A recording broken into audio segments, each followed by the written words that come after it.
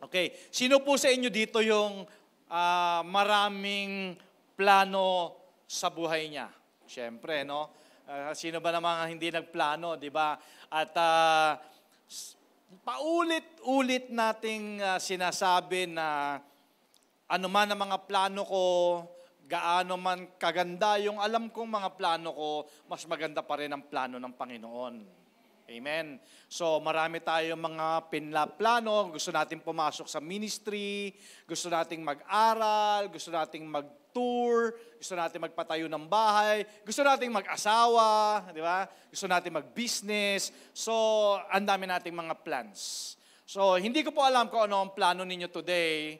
Hindi ko alam kung ano yung dapat mong gawin by yourself, your next step. But I'm sure of this.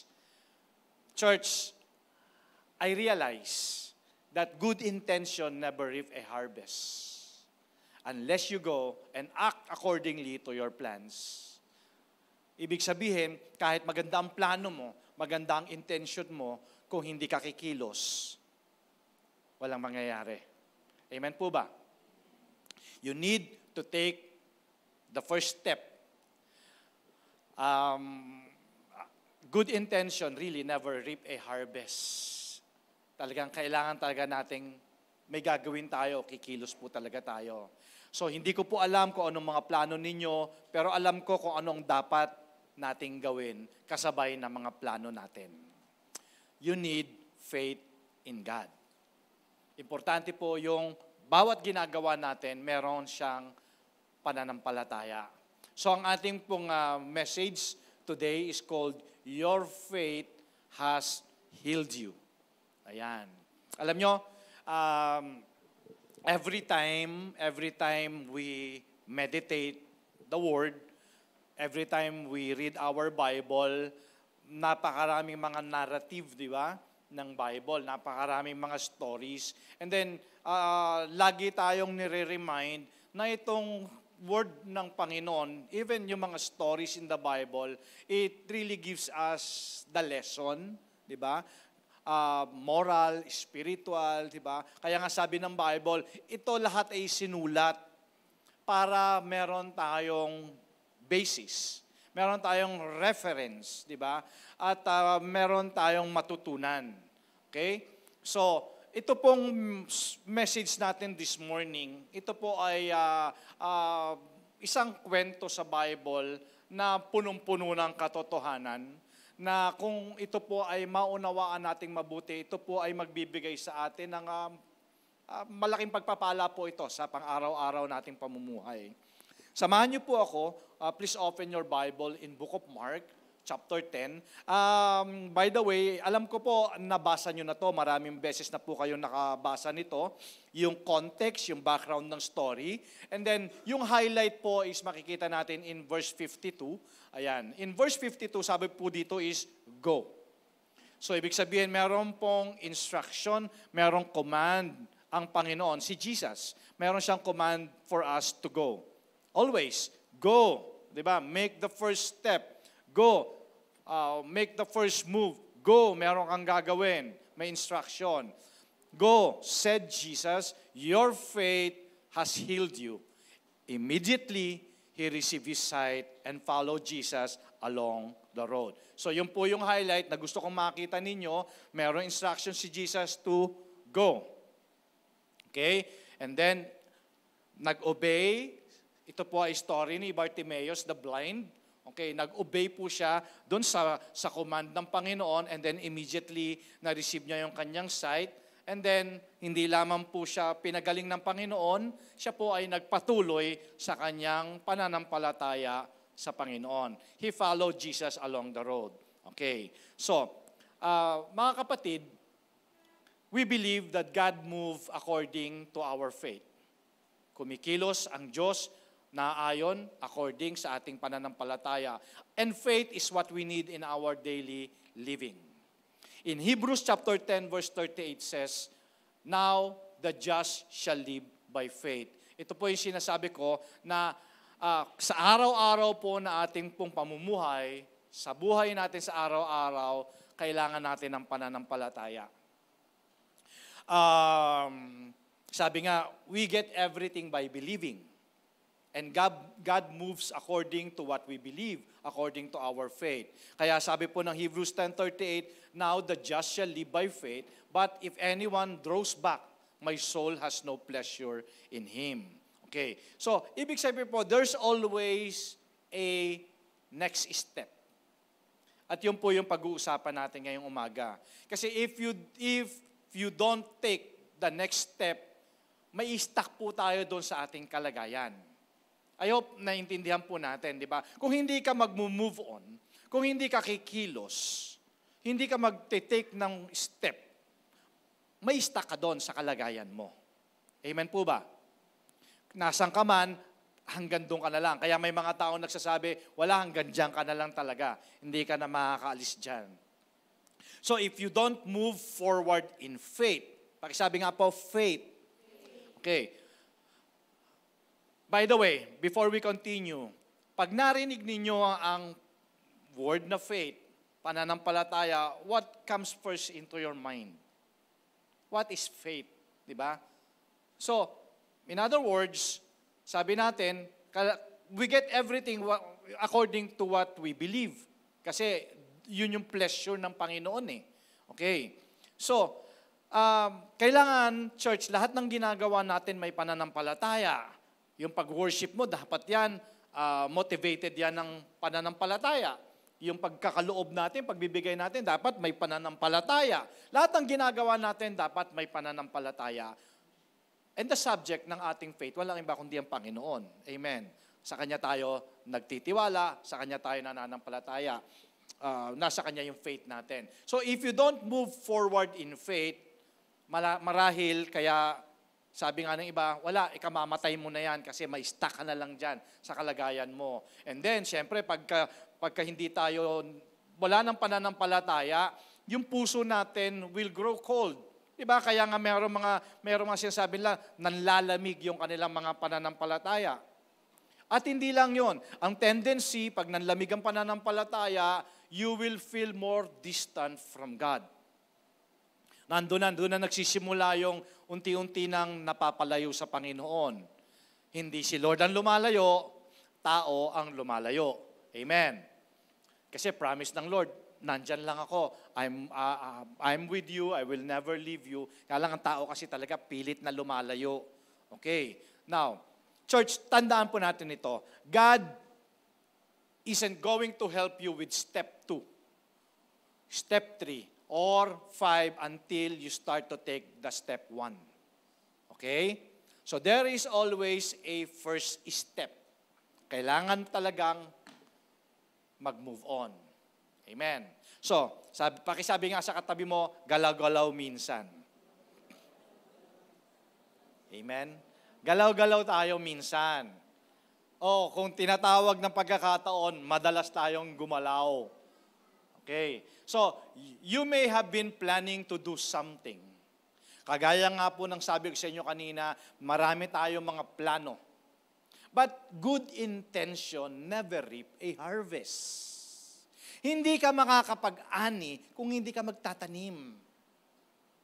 Di ba? Gustong-gusto mo mag-harvest, wala ka namang itinanim. So, mananatili lang pong yung, maista ka lang doon sa good intention. Ano lang, puro ka lang plano. You need to start the first move, which is faith. Okay? So, ibig sabihin, kaya ka mag-move, kaya ka mag-next step because of faith. Okay? So, alam nating lahat ang story ni David at saka ni Goliath.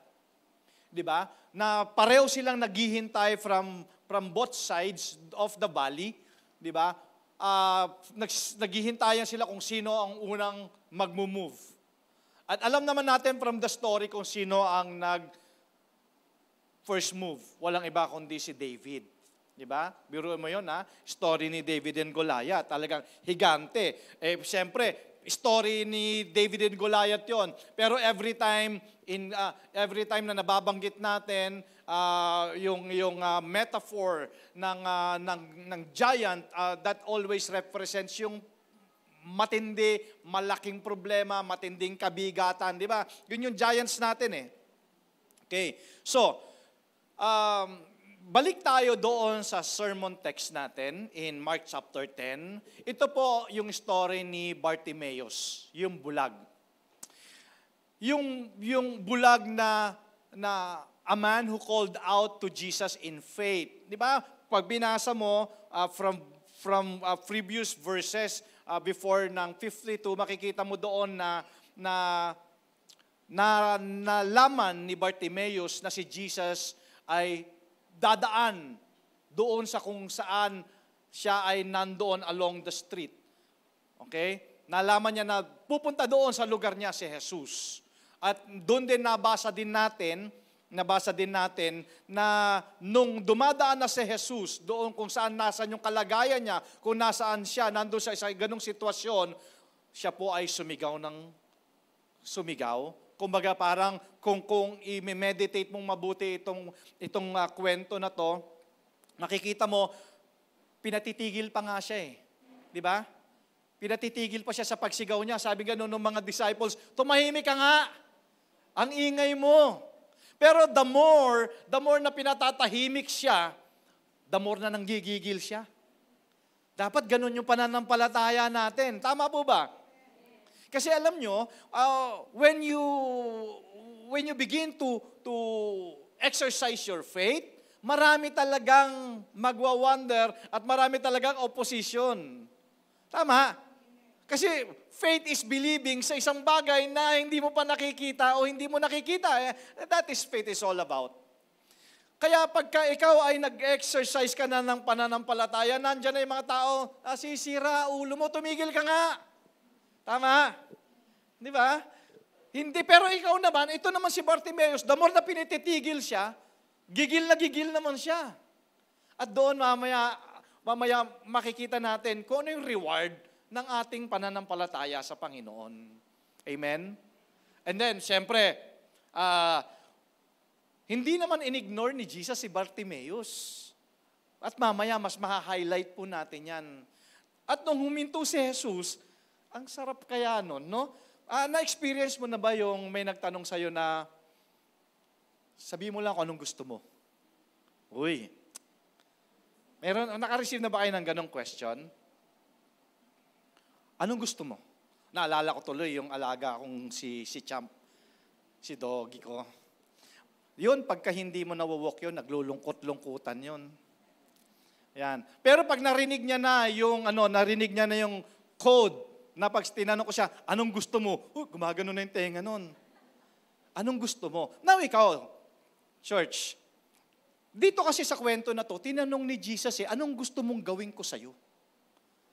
Kung sakaling si Jesus naman ngayon, passing by your house, passing by your marriage, passing by your finances, your business, at sumisigaw ka ng, Lord, tulungan mo naman ako. And alam naman natin, hindi ka i-ignore ni Jesus. Huminto siya, tinanong niya, ano gusto mo? Lord, gusto ko makakita, sabi ni Bartimaeus. At doon po pumapasok yung verse 52, your faith has healed you. Amen? So, church, bago na-meet ni Bartimaeus si Jesus, nandun lang siya sa street.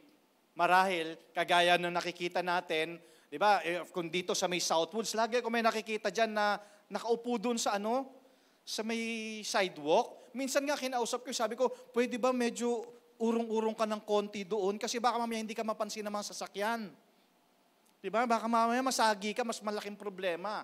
So I can imagine si Bartimaeus, ganun din siya, nandun siya sa may side street, nakaupo siya doon before he met Jesus. He was sitting beside the road. Dito po, ang metaphor nito sa atin today is, nandun siya, matagal na panahon na siya, na-stuck na siya doon sa ganung kalagayan. So, gusto ko makita natin yung mga sarili natin dito. Okay, church? Na, kagaya ni Bartimaeus, minsan dahil sa mga kabigatan ng problema na may nagdadaanan natin, hindi na natin alam kung anong gagawin natin. Dumating ka na ba doon sa kalagayan na, ano ang gagawin mo kung hindi mo alam yung gagawin mo? Labo, no? So, parang, ano nga? Pero dumadating tayo sa ganun. Hindi ko alam kung anong gagawin ko. Tama. May mga ganun tayo. Sa sobrang kabigatan, hindi mo na alam. So, ang gagawin mo, magmumukmo ka. Ayaw mo nang may makausap. Tama? Hello, umamin. Liars go to hell. Tama, di ba? Pagka ganun, pagka sobra yung kabigatan, nandun lang sa kwarto, ayaw mo makausap, ayaw mong kumain, nagsiself-pity ka, iyak ka na lang ng iyak. Dahil pakiramdam mo, hindi ka na makakalaya o hindi ka makalis doon sa ganung sitwasyon. At minsan, naghahanap ka na lang ng sisisihin. Church, stack up ka na doon sa situation na yon. So, ngayong umaga, church, isa sa mga objective na gusto kong ma-realize natin is the wonderful thing about being a Christian. Isa sa pinakamaganda, pinakamasarap na pakiramdam bilang isang Kristiyano ay yung meron tayong Jesus. Kinakanta natin kanina, no? What a wonderful name. Ako, gamit na gamit ko yung pangalan talaga ni Jesus eh. Tama ba? Gamit na gamit natin sa bawat sitwasyon ng buhay natin. Kasi sabi ng Bible, the name of Jesus is the name above all names. Lahat ng bagay dito sa mundo na to may pangalan eh. Pero above all names siya. Tama? So, pag sinabing above all names, yung pangalan ni Jesus, okay, tell me, sa paligid mo, ano dyan ang walang pangalan? Lahat may pangalan. Arthritis, may pangalan. Sakit sa puso, may pangalan. Di ba? Walang pera, may pangalan. Lahat may pangalan. Pero meron tayong Jesus. Amen? The name above all names. Yun ang kagandahan ng pagiging Kristiyano bilang anak ng Panginoon. Diba? Meron tayong Jesus that can move mountains sa life natin. Okay. And then napakaraming story sa Bible na kung saan si Jesus talaga nagpagaling. Nagpagaling siya ng may sakit. Diba? Nakakita yung mga bulag. Okay? Lumakad yung mga lumpo. The lepers are cleansed. Diba? Yung mga may ketong. Nakarinig yung mga deaf. Okay? Hindi lang yon, binuhay yung patay. Tama ba? So, kaya nga sabi ko sa inyo, ang kagandahan ng meron tayong Jesus sa buhay natin, alam natin He can move mountains. Diba? He can even overcome and beat Goliath sa life natin. And I believe, church, kung si Jesus ay nagpagaling, nakakita yung mga bulag, nakarinig yung mga bingi, nakapagsalita yung mga pipi, I believe God's still doing those miracles of divine healing today. Kasi sabi nga ng Bible, di ba, He's the God that heals us. Same yesterday, today, and tomorrow. Grabe yung miracle na ginawa talaga ng Lord sa life talaga natin, di ba? Sino ka ba dati at sino ka ba ngayon? Mas matinding miracle yun kaysa sa bulag na nakakita. Tama? Kasi talagang ang life talaga natin mukhang imposible talagang mabago, pero buti na lang. Makapangyarihan talaga ang Panginoon. At sabi ko nga sa inyo kanina, even experience natin yan, testimony siya ng mga kapatiran natin, talagang yung divine healing of God. Because healing is part of our redemptive covenant. Pag sinabi natin redemptive covenant, yung salvation, yung in-offer na salvation na tinanggap natin sa Panginoon, sa cross, di ba? Kasama kasi sa benefits, sa covenant natin yung healing. Naalala nyo yung passage in Book of Psalms 103, verses 1 to 3? Tingnan nyo pag binasa mo tong Psalms 103, 1 to 3, mapapansin nyo po na hindi sinabi dito na, okay, ito yung mga list ng benefits, mamili ka lang ng isa. No. Yung ibig sabihin po nito, we are entitled to all of the benefits. Psalms 103, verses 1 to 3. Praise the Lord, my soul, all my inmost being, praise His holy name. Praise the Lord, my soul, and forget not all His benefits. Now, alam mo ba kung ano yung mga benefits na yon? Alam mo ba na part yan ng blessing, part yan ng redemptive covenant ng Lord? Yung pagkakatubos sa atin, kasama yan doon sa mga benefits, yung healing, forgiveness ng sins natin, di ba? Yung pangangailangan natin sa araw-araw. Church, Lahat po yan, yung salvation, siyempre, forgives all our sins and heals all our diseases. So, marahil po, you are not sick physically. Marahil, perhaps you're not blind, not deaf, wala kang cancer, but your marriage is dying. Your business is slow. Your finances is terminally ill. Ayan, oh, Lord, parang may cancer na yung finances ko. Di ba? And then, you're confused, anxious, and worried.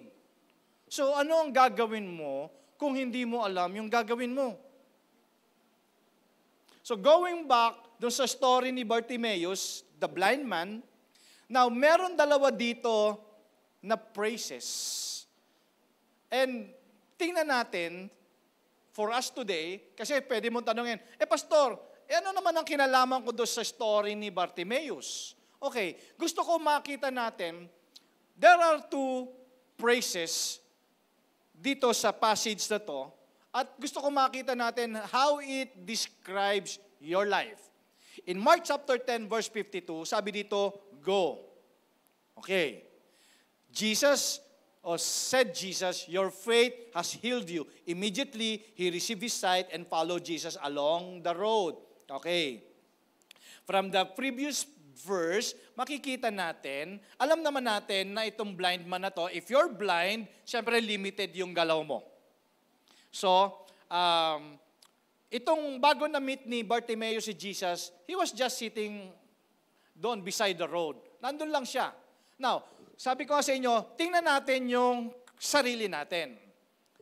Nakikita natin minsan, kagaya ni Bartimaeus sitting beside the road, nakikita natin na ang sarili natin naman, ang tagal na natin sa isang kalagayan na hindi tayo makalaya.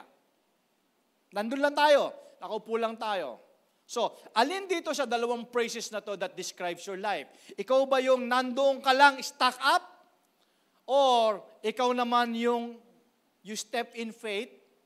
Diba? Kasi from the last praise, dito, sabi dito, immediately he received his sight and followed Jesus along the road. So, alin ka ba dito sa dalawa na to? Ikaw ba yung nandiyan ka na lang talaga? Hindi ka na talaga nag-move on. Diba? Hindi ka na nag-step ng faith. Na-stuck ka na sa kalagayan na yan. O ikaw naman, yung klase naman ng Bartimaeus na ikaw naman yung next step at ikaw yung patuloy na sumunod sa Panginoon. Okay? So, ikaw po ang makakapagsabi niyan. Now, so, kung titingnan mo, ano ba dito sa dalawang lifestyle na to, do you think is more fulfilling? Ano ba yung more fulfilling? Yung wala na talaga, hindi ka na talaga umasa na may mangyayari pang pagbabago? O anong lifestyle yung more fulfilling? Yung, sige, kahit mahirap, I will step out in faith. I will step out of my comfort zone. Diba? I will make the next move. Diba? Alin ba yung mas fulfilling? Siyempre yung meron kang gagawin. Kesa wala kang gagawin. Tama ba? Sabi nga nung mga kasabihan na I remember, something is better than nothing. Amen? Something is better than nothing. Mas maganda na yung meron kaysa wala. So anong lifestyle ba? Ikaw din makakapagsabi na to because no one can judge you or condemn you kung ano yung ginagawa mo. Pero sabi nga, which of those two lifestyles do you think is more fulfilling? Yung wala kang gagawin o meron kang gagawin? Okay. And siyempre, which do you think offers more joy, more meaning, and more satisfaction? Siyempre, mas maganda na yung meron kang gagawin kasi pag may ginawa ka, definitely may resulta. Kesa yung wala kang gagawin. Amen? And now, which one do you want to represent your life? Diba? Alin ka dito? Ikaw ba yung, ganyan ka na lang. Hanggang sa kunin ka na ng langit, ganyan ka na lang. Or, willing ka to take the next step of faith. Alin ka ba doon sa dalawa na yon? Yung, dito na lang ako. Sige, kasi may kilala po akong ganyan eh. Sa dami ng problema niya, ang prayer niya, kunin na siya ni Lord. That's true. Actually, hindi pa nga kunin ni Lord eh. part lang yung kunin ni Lord. Ang prayer pa niya, mag-rapture na. Idadamay pa tayo.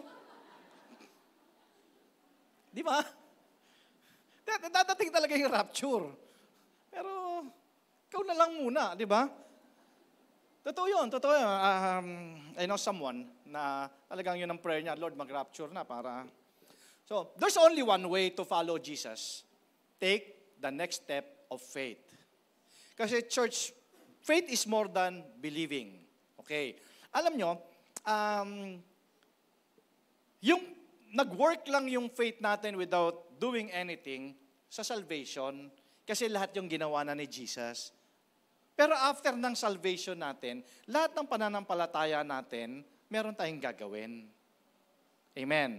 Sa salvation, wala tayong gagawin. Si Jesus lahat ang gumawa nun. All we need to do is just to believe. Actually, ang ginawa nga lang natin din is step of faith din tayo, di ba, sa salvation natin. And faith is more than thinking. Ang pananampalataya, hindi lang sa dahil, sabi ko nga, good intention lang, naisip mo lang, nagplano ka lang. Faith is more than just talking. Hindi lang sa bibig ang pananampalataya. Faith is action. It is movement. It is activity.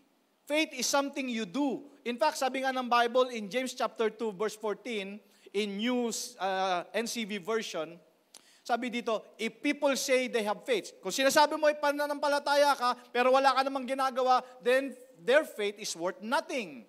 Ito yung sinasabi ng other version na faith without work is dead.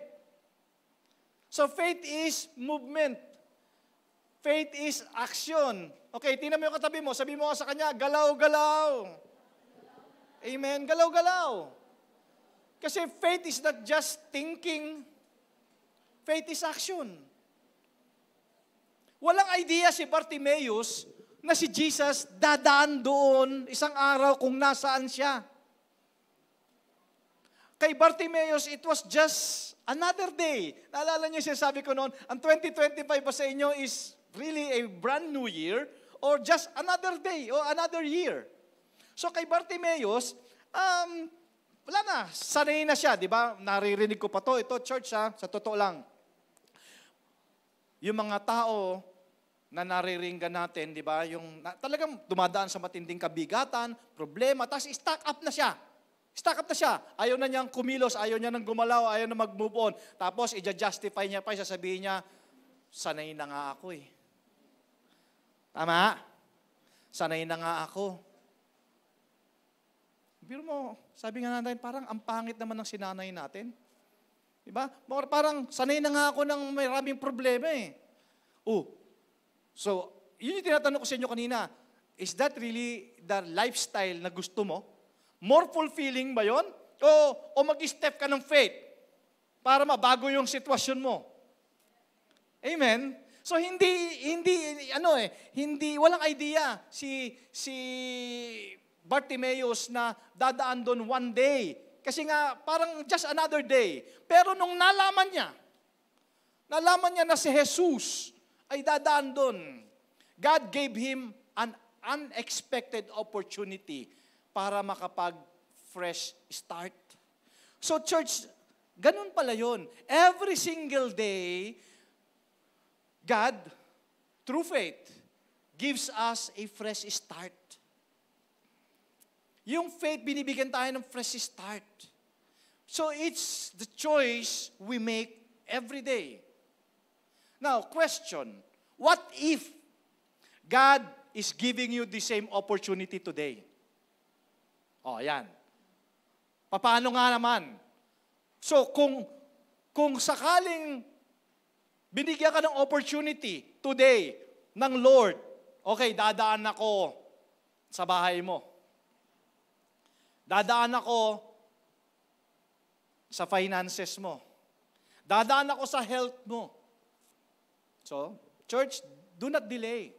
Take your next step of faith before the opportunity passes you by.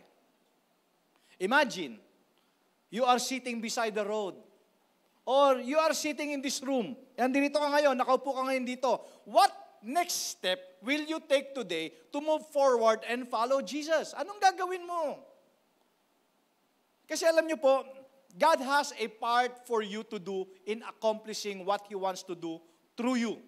Ulitin ko ha, God has a part for you. Meron kang gagawin, may parte ka na gagawin in accomplishing kung ano ang gusto ng Lord through you. Okay, when God did spectacular things in the Bible, nabasa nyo naman po ang Bible from cover to cover, ano man ang mga ginagawa niya doon, He always required the people He was working through to do something first. Di ba? Kaya nga pag binasa mo ang Bible, kadalasan meron dong if, okay, conditional, and then sa huli, may reward. Di ba? So, kadalasan, meron siyang instruction na kailangan mo munang gawin para i-reward tayo. Well, of course, hindi natin maaalis. Meron naman mga blessing automatically kahit hindi mo ibigin, binibigay sa'yo. Pero there are also instances, a lot of instances actually in the Bible, na meron siyang pinagagawa. Tama. Salvation. Sabi ng Lord, if you believe in your heart that Jesus Christ is the Savior, the Son of the Father, then you will be saved. So meron kang gagawin. So, yung go, sa Mark chapter 10, verse 52, word go means take the first step of faith. Okay, remember Moses. Si Moses, sabi ng Diyos, okay, yung rod, hawakan mo. Pwede naman, di ba, church, think about this. Pwede naman, di ba, na hatiin na lang ng Diyos yung Red Sea without asking anyone or anybody na meron kang gagawin. Pero sabi niya kay Moses, hawakan mo yung rod. And then yung dagat ay mabibiyak. Remember, He told also Joshua, na sabihin mo doon sa mga priests, yung may dala-dala ng Ark of the Covenant, remember that? Okay, sabihin mo sa kanila na habang kasi, di ba yung Ark of the Covenant, yung mga priests, yung mga Levites yun nandun sa unahan. Sabihin mo sa kanila, once they enter the Jordan, pag-apak nila, yung first step nila doon, pag yun ay tawag dito, dumapo, yun ay nakatapak na doon sa may Jordan River, yan din po ay mag-stop flowing. Remember that? Alala nyo yun. Okay, remember yung mga tao doon sa burol ni Lazarus. Ano sabi ni Jesus? Okay, move the stone. Pwede naman, di ba, nasabihin na lang ni Jesus, okay, Lazarus, labas ka na dyan. Pero sabi ni Jesus, okay, move the stone. Yung how about the feeding of the 5,000? Pwede naman magkagaya ng mana na meron bumabagsak na lang ng pagkain galing sa langit. Pero ang sabi ni Jesus, dali niyo sa akin kung anong meron kayo dyan. Amen. So, throughout the Bible, the Scripture, God would tell a person or even a group of people to do something that would then activate the power of His Word. Ibig sabihin, church, meron ng given word. Para mag-activate, kailangan ng faith natin. Tama. Pag sinabi ng Panginoon that you are healed, believe that you are healed. Amen? Pag sinabi ng Panginoon, I will provide, believe that He will provide. So, nandun na yung given word. Ang kailangan na lang natin is faith. Kailangan tayong maniwala that God can do it for us. Okay, so ibig sabihin talaga, church, very important talaga na talagang mag-step of faith talaga tayo. Sabi nga ng iba, the leap of faith, di ba? So, the reason I realize, a lot of people are not seeing God move miraculously sa buhay nila kasi hindi sila nag-act of faith. Ang sabi ng Bible, be it done unto you, mangyari sa iyo kung ano ang iyong pinaniniwalaan. Mangyari sa iyo, mag-manifest sa iyo kung ano yung faith mo. So, just attending church doesn't mean that you are in faith. Uy, pastor, hindi na ngangahulugan nandito ka sa church, nag-aak ka na ng faith. Kasi baka mamaya, napilitan ka lang. Di ba? Wala ka lang magawa sa bahay nyo. O baka the worst, tulog ka lang. Tinuloy lang yung tulog, no? Sa church. Alam nyo Di ba, simply hearing the word will never produce the supernatural intervention of God in your life dahil narinig mo lang? Hindi nangangahulugan na magpo-produce na yan ng supernatural sa life mo until, church, only until na may madetect si Lord na pananampalataya dyan sa puso mo. Doon magmamanifest yung pinaniniwalaan natin. Yung word ng Lord, doon lang siya magmamanifest. Amen ba? Only until God detects faith. And syempre, your alignment to His words. Otherwise, ikaw lang yan. Kaya pala, we see a lot of people na hindi nagmamanifest yung mga promises ng Lord, yung mga promises ng Word. Kasi ano lang siya, wala lang. Isa lang siyang pangako na sinabi lang ng Panginoon, pero hindi ka naman pala naniniwala. So, nagkakaroon ngayon, nag-activate ngayon yung authority ng Panginoon, syempre to overcome yung mga obstacles natin. And then, mag-manifest, mag-activate din yung mga dreams natin. Kasi yung mga plano natin, yung mga pangarap natin, di ba, church, mag-activate yan by faith. Hindi lang basta salita. Nararamdaman kasi natin yun kung tayo ay nananampalataya. Again, church, God moves according to our faith. It's time to stand for what you believe in. So take the first step. Yun ang unang-una mong gagawin. If you have something, if you have planned anything, kailangan mo talagang ng faith. Do you get that? Hindi lang siya basta sinabi mo lang, gusto ko to. Hindi lang basta naisip mo, because good intention never reap a harvest. Intention lang siya. Kailangan mong merong gawin. Hindi ka mag-harvest kung hindi ka magtatanim. Hindi ka kakain kung hindi ka magluluto. Sabi, bibili na lang ako, pastor. O may gagawin ka pa rin. Tama. Hindi ka papayat kung hindi ka magja-jogging. Ay, pasok ko pa, no? O, jogging na daw. Kasi summer na daw, summer. Pero totoo, di ba? Tama ba? Faith without work is dead. Sa salvation, wala tayong partisipasyon nun. Kailangan lang natin kilalanin si Kristo bilang ating tagapagligtas. By heart. Hindi lang basta nalaman, narinig lang natin, pero dapat by heart. So, first step is all we need. Hindi tayo tutulungan ng Lord sa step 2, step 3, step 4, step 5 until you take the step 1. Hindi mo kailangan mabilis. Di ba? Hindi mo kailangan ng tinatawag na big faith agad. Well, of course, it's important to have great faith. Pero sabi nga natin, yung first step is just a first step. You don't have to go fast. You just have to take the first step of faith. Okay, I'll tell you. Remember Noah? Nung sinabihan siya ng Lord na kailangan niya mag-build ng ark dahil magkakaroon ng matinding ulan, hindi nga ba't pananampalataya ang ginawa ni Noah dahil sa buhay niya hindi pa siya nakakita ng ulan? And that is faith is all about. Believing sa isang bagay na hindi mo alam at hindi mo pa nakikita. That is faith. Pero mo sabi ng Lord, kumuha ka ng barko. Okay? Dahil magkakaroon ng matinding baha, dahil matinding ulan. Ikaw, gagawa ka ba dahil alam mo? Maniniwala ka ba dahil alam mo yung resulta? Remember, si David, he was just a boy when he faced Goliath. Pero nag-took siya ng first step of faith at ayun, hinarap niya yung Goliath. Remember Abraham?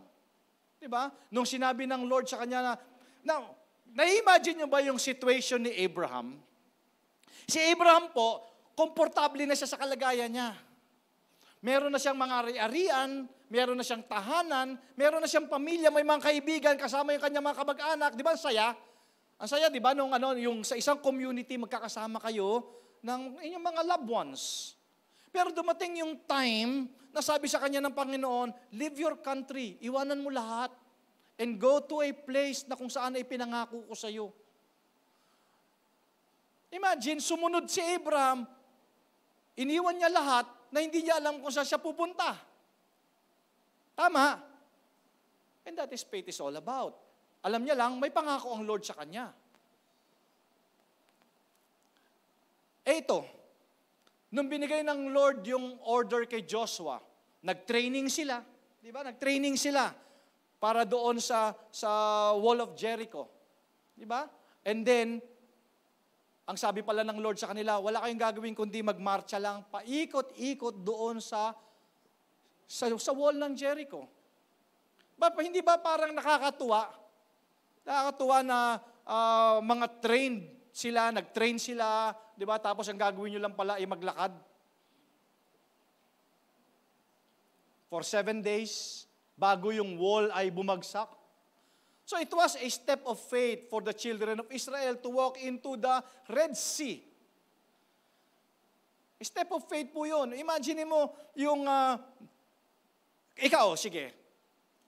Sabihin na lang natin, hindi ko po alam approximately. Siguro sabihin na lang natin mga 2-4 kilometers. Siguro yung distance from shore to the other shore. Tapos maglalakad ka. Ikaw kaya nakabukas kaya yung mata mo? Habang kasama ka naglalakad doon, tapos nandyan sa gilid mo yung nahating dagat. Na-imagine mo kung ikaw nandun, siguro naglalakad ka doon, nakapikit mata mo, no? Kasi baka mamaya, bumigay. But that is faith is all about. Amen. You remember Shadrach, Meshach, and Abednego. Diba? Nung sila itinapon doon ano sabi nga ng Bible, nagniningas na apoy, pugon.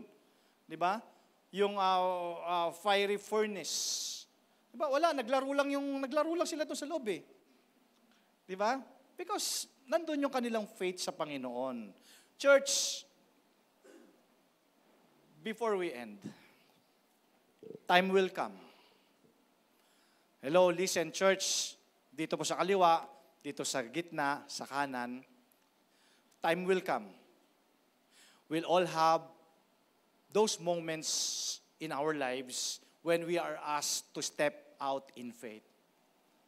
Dadating yung time, church, na kailangan mong i-activate yung pananampalataya mo. And that is now. Hebrews 11:1. Sabi dito, now. Tama ba ako? Now, faith is. Ibig sabihin, church, faith is now. You don't have to procrastinate. Hindi mo kailangan i-delay. Hindi mo kailangan bukas na lang ako mananampalataya. Because we need faith sa araw-araw. Kaya sabi ng Hebrews 11:1, now faith is confidence in what we hope for and assurance. Yun ang maganda, di ba? Wow! May assurance na kaagad. Di ba? Assurance about what we do not see. Kaya, church, faith is now. Kasi time will come na susubukin talaga yung pananampalataya natin. Susubukin talaga. Meron talagang test of faith. If you read your Bible, meron talagang test of faith. So, I learned, church, na natutunan ko to in my Christian walk. This is a very strong statement, but I learned this personally. Gusto ko lang i-share sa inyo. I learned this. Hindi pala kumikilos si Lord dahil alam niya lang ang pangangailangan natin. Kumikilos si Lord dahil sa pananampalataya natin. Amen. Kaya pala, marami tayong nakikita ng mga tao, sadly mga Christian daw, na hindi nagmamanifest yung miracle ng Panginoon kasi walang nadedetect na pananampalataya si Lord eh. Anong sabi ng Bible? In Hebrews 11:6, and without faith, it is impossible to please God. Because anyone who comes must believe. Anyone who comes to Him must believe that He exists and He, what? Rewards those who earnestly seek Him. So hindi pala kumikilos si Lord dahil, okay, alam ko pangangailangan mo anak, pero naniniwala ka ba na kaya kong gawin sa'yo yan? Tama. I hope you get that. In English, God responds to our faith, not in our concerns. Kasi ang dami natin mga concerns, Lord, ang dami kong kailangan. O, ano nga? Anong gagawin mo? Lord, ang dami kong kailangan eh. Ano nga? Lord, naniniwala ako sa'yo. Ayun, yun lang naman ang gagawin mo eh. Amen. Palakpakan nga po natin ang Panginoon. He responds to our faith, not in our concerns. Because without faith, it is impossible to please Him. Because anyone who comes to Him must believe that He exists and that He rewards. Yun na, pumapasok na church yung answered prayers. Pumapasok na yung mga rewards kung tayo ay nananampalataya that God can do it for us. Amen? God moves according to our faith. So, ang kailangan talaga nating mag-step talaga. Kahit nga nararamdaman natin na hindi pa tayo ready. Diba? Hindi naman sinabi ng Lord kay Bartimaeus na, okay, mag-ready ka, dadaan ako dyan. Walang ganon. Pero, ang maganda doon, church, when opportunity comes, you need to believe. You need to keep the faith. Kasi naniniwala po tayo, our needs can be met if we take them to Jesus in faith. Jesus is willing and able to meet our needs if we believe in Him. Now, question is, what's holding you back? Ano ba pumipigil sa'yo para mag-step ka? Pastor, kasi tatakot ako, hindi ko kaya eh. Hindi naman ikaw eh. Si Lord. What's holding you back to take the first step of faith? Pastor, kasi sabi kasi ng mga tao sa paligid ko, tumahimik daw ako, hanggang dito na lang daw ako. Di ba? Yun sa kwento doon sa ni Bartimaeus eh. Dahil sa ingay niya, di ba? Have mercy on me, Jesus! Have mercy on me. The more na siya pinatatahimik, doon siya nang gigigil. Di ba sabi ng Bible, mas lalo siyang sumigaw ng sumigaw. Church, remember this. Tandaan niyo po ito.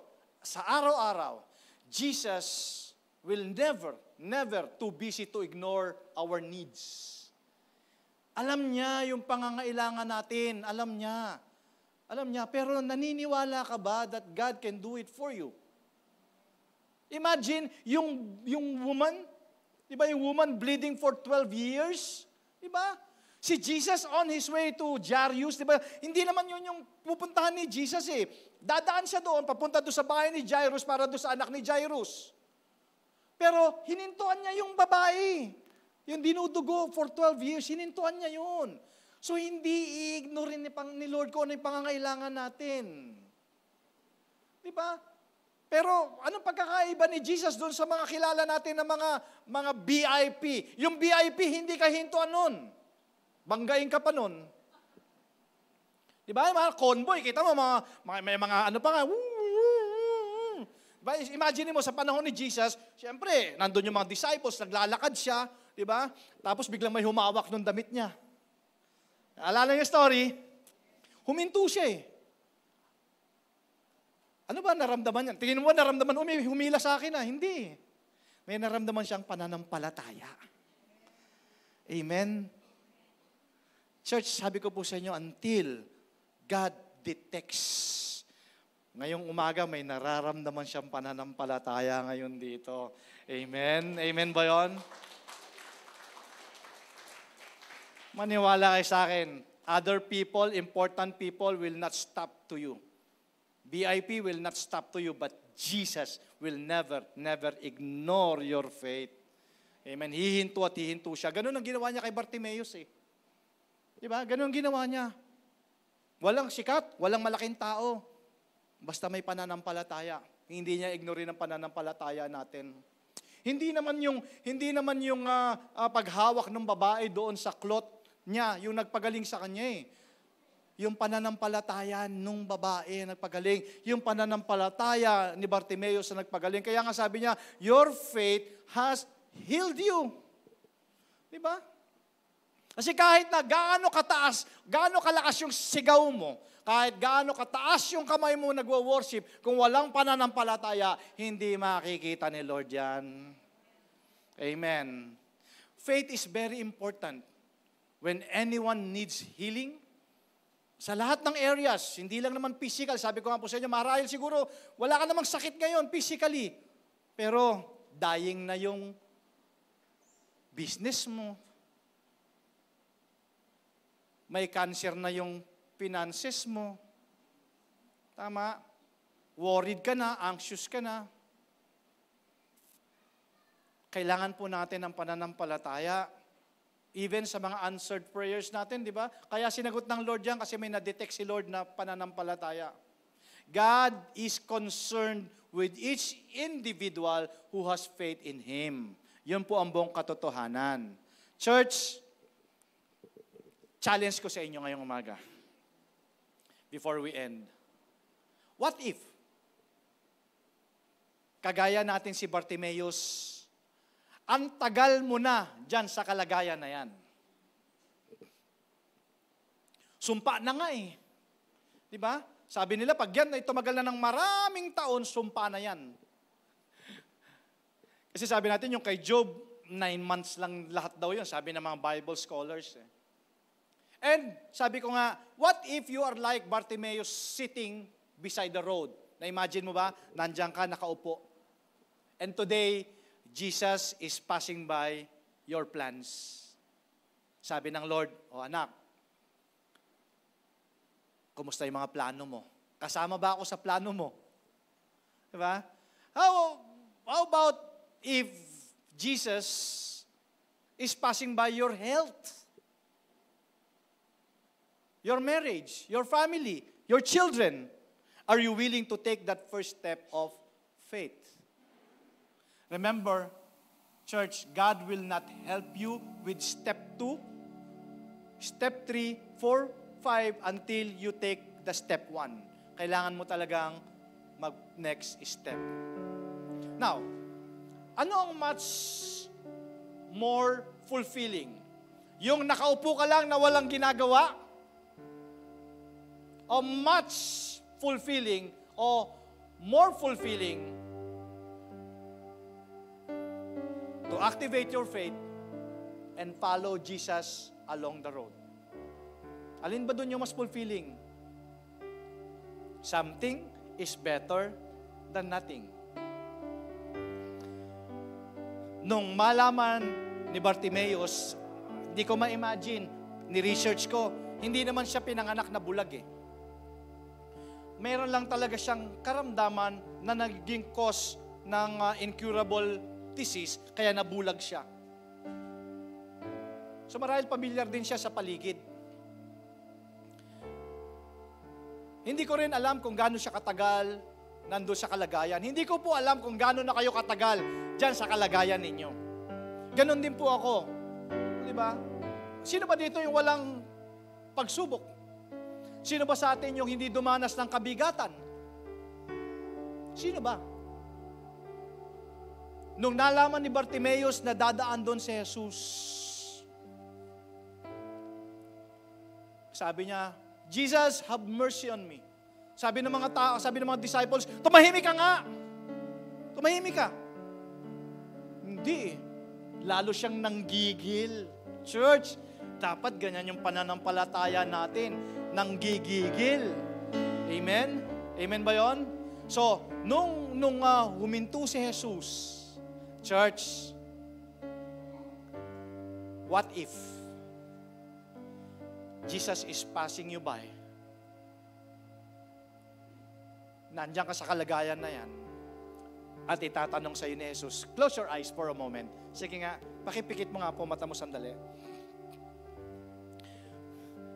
Imagine mo si Jesus passing by. Passing by doon sa matagal mo nang hinihiling na kagalingan. Passing by your health. Passing by your marriage, passing by your finances, passing by your ministry, passing by doon sa desire ng heart mo. Tapos, hindi ka ini-ignore ni Jesus today.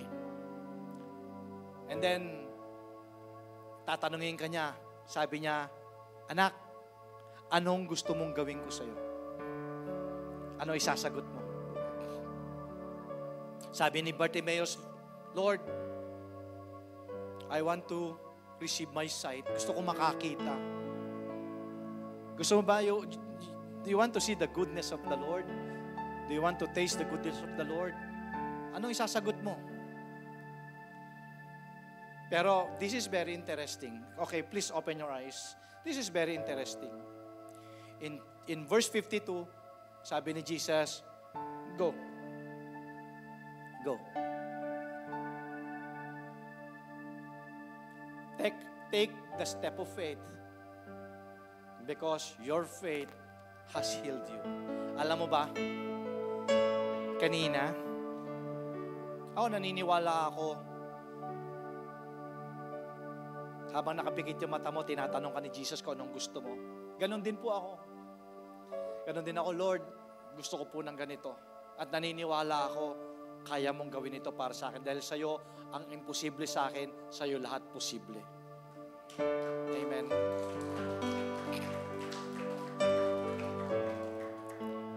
And I just keep on believing, hindi mangyari today, hindi mangyari bukas. Pagising ko sa isang araw, maniniwala pa rin ako. Amen. Kasi sabi dito, after Bartimaeus received his sight, he followed Jesus along the road. Nagpatuloy siya. He followed. Baka nga, dahil hindi sinagot ngayon, parte yan ng test ng pananampalataya mo. So church, keep on believing. Kung hindi mangyari bukas, sa isang araw ulit. Manampalataya ka ulit. Next week, manampalataya ka ulit. Kasi church, one thing I know, God is not unjust. I believe, one day, sasagot ang Panginoon. Amen. Sasagot ang Panginoon. In its proper time, you will reap your harvest if you do not give up. Amen. At pag may na-detect si Lord na pananampalataya sa iyo, maniwala ka. God can do it for you. Kaya, church, sabi ni Jesus, your faith has healed you. Immediately. Wow. So, ibig sabihin, kayang gawin ng Lord immediately. Immediately, he received his sight and followed Jesus along the road. Kaya today, church, because of your faith, I declare, the name above all names, receive your healing today.